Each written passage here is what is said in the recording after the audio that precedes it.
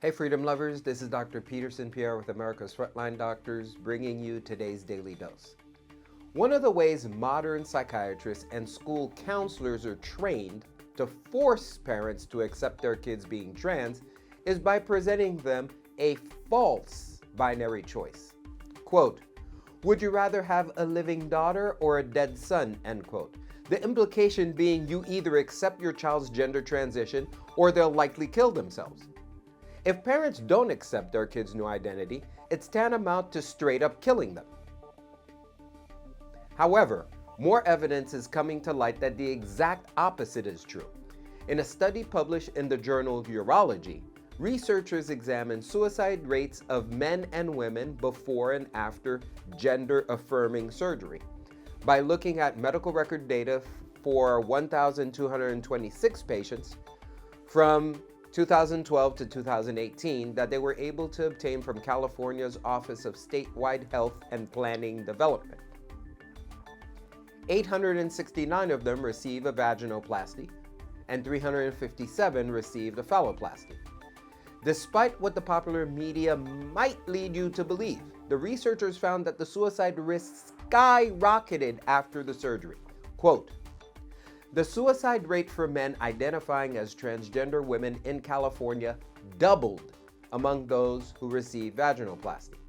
More than twice as many men who identify as transgender women had attempted suicide after receiving the surgery when compared to those who had not undergone the procedure, end quote. The suicide rate in the group before the surgery was 1.5%, but jumped to 3.3% afterwards. The rate for women didn't skyrocket. However, the rate of psych encounters increased for both genders. If there was a psych encounter prior to surgery, 34% of the vaginoplasty group and 27% of the phalloplasty group had a psych encounter after surgery. At least one ER or inpatient psych encounter was reported in 22% of vaginoplasty patients before the surgery. After the procedure, 34% of vaginoplasty patients who had a reported psych encounter beforehand experienced another. For phalloplasty patients, it was 21% before the surgery and 27% afterwards. The authors concluded by saying this, quote, rates of psychiatric emergencies are high both before and after surgery. Although both the phalloplasty and vaginoplasty patients have similar overall rates of psychiatric encounters, suicide attempts are more common in the latter. In fact, our observed rate of suicide attempts in the phalloplasty group is actually similar to the general population, while the vaginoplasty group rate is more than double that of the general population. Patients undergoing vaginoplasty with a history of prior psych emergencies or feminizing transition are at a higher risk and should be counseled appropriately, end quote. These conclusions were further affirmed by a study performed in Finland.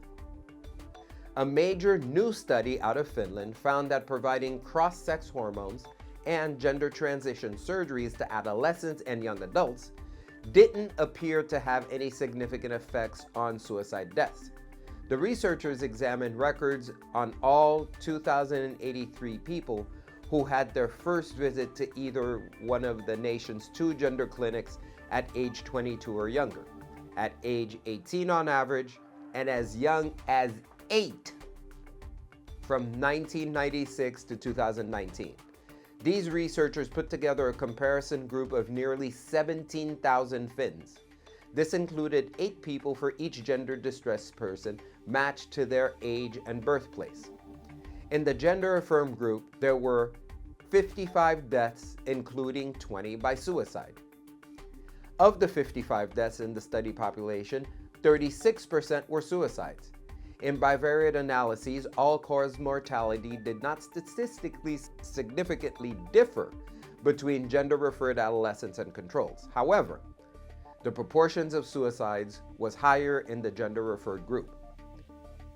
So, if you ever hear a trained psychiatrist or school counselor feed you the lie that you either have to accept your trans kid or they'll commit suicide, knowing that emerging data is proving otherwise is very helpful. Actually, allowing your kid to go down this road increases the risk of suicide. Ladies and gentlemen, only the truth will set you free. Stay tuned for the next Daily Dose.